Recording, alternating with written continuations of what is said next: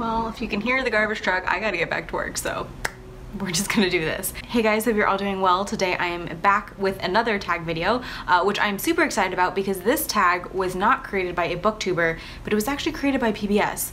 And just in case you're wondering, it's the Who Am I tag. So right now PBS is running a program called The Great American Read. It's hosted by Meredith Vieira, and basically what they did was poll people across the United States to get a list together of like 100 great American reads, I think. Now, I probably just butchered that entire concept, but from what I understand, it's a show talking about the books that make us Americans, the books that make us who we are, and I just think that sounds really cool. I haven't checked it out yet, though I do intend to. I will link a trailer thing that they have on YouTube in the description box, so you should definitely check that out. You should also check out Bree's video, which will be linked in the description box as well. She is the one who tagged me, and as always, thanks Bree. I really like her answers. She always gives great answers, so definitely check that out as well. Anyways, enough rambling, let's get into the tag. I don't know if you're ready for how freakishly specific I'm about to be here, but if my life was a genre, I would like it to be Japanese literary fiction in the vein of someone like Hiromi Kawakami. Now I realize that that is very specific, but hear me out. What I really like about this kind of Japanese literature is that it takes a look at the most ordinary people and the most ordinary life circumstances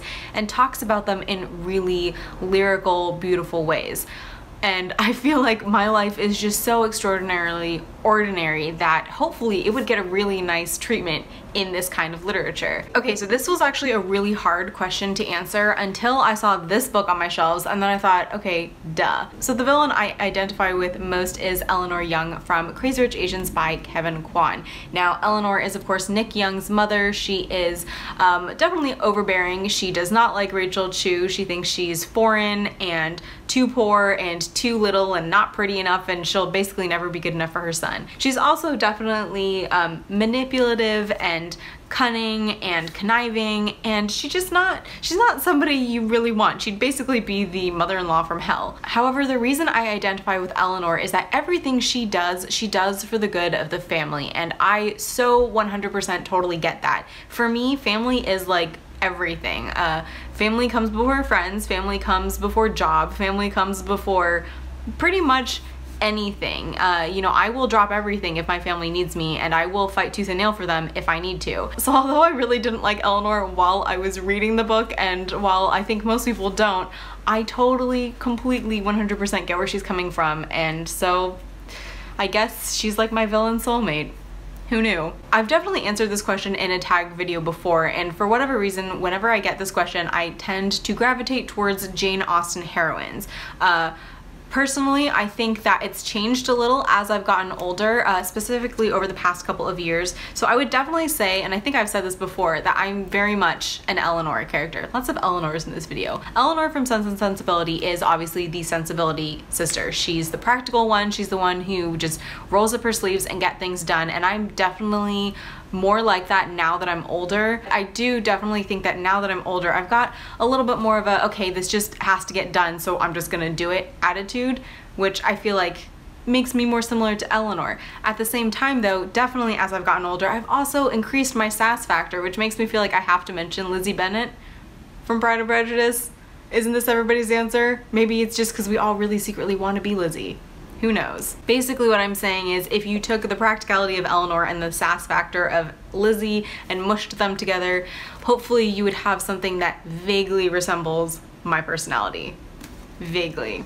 It's like so presumptuous, isn't it, to say I'm exactly like a great literary heroine. Okay, so Emily from Literature Latte, something like that. I'll link her below as well. Emily gave this answer, and I'm totally stealing it from her, but this is 100% true. Twilight.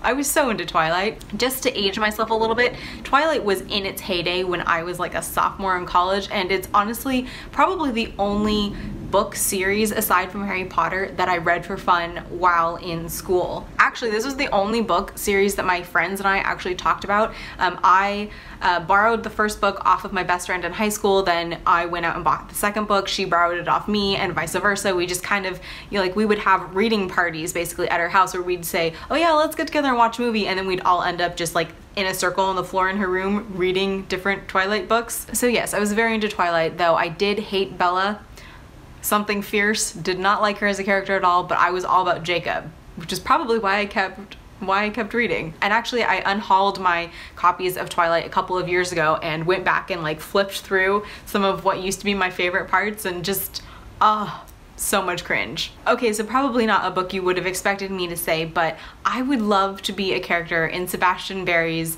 Days Without End. I'm currently re-listening to the audiobook and it's just such a gorgeous world. I mean, okay, no, let me preface that. It's actually not a very lovely world because it's the American frontier before modern medicine and modern conveniences. So there was a lot of like people dying from dehydration, people losing noses and toes to frostbite, and like, you know, getting killed by Indians and slow festering gun wounds. So yes, I realized that this actually would be a terrible world to just get dropped into, but this is gonna sound really weird, but I would love to be Winona. I would love to be the Native American girl who gets adopted by Thomas McNulty and John Cole, because I want to like first person witness this beautiful love and relationship between these two men. I know that sounds incredibly weird, but I just love the way their relationship is written, and I love how sweet they are with Winona. I love that even though they were raised as soldiers, even though they were raised to kill people basically, they are so very soft and tender and warm-hearted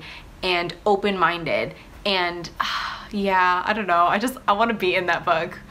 Love it. In all honesty, I think my reading taste, my mood reading, all over the place reading taste, actually perfectly reflects my personality. I think that kind of all over the place reading style really reflects, you know, how my brain works. On one hand, I can be really focused at work, working on my project, and then at the same time I'm thinking about, gosh, I'd really like to read that book, and then at the same time I'm thinking, but that book would be really great inspiration for this story I want to write, and then at the same time I'm like, ooh, podcast idea. Basically, my mind is kind of going a mile a minute at all times, and I think you can see that in my reading style. I think another personality quirk of mine that you can see in my reading style is my kind of obsessive tendencies. I feel like this is veering off into a therapy session, but basically ever since I was younger, I have had this tendency to kind of obsess over one single thing, and not in a negative way in that it stops me from, you know, fully functioning in my daily life, but in a sense that I just get really fascinated on one topic or another. Last year, you guys might have noticed that after watching Dunkirk, I got really in deep on World War II, and I read a bunch of World War II related fiction.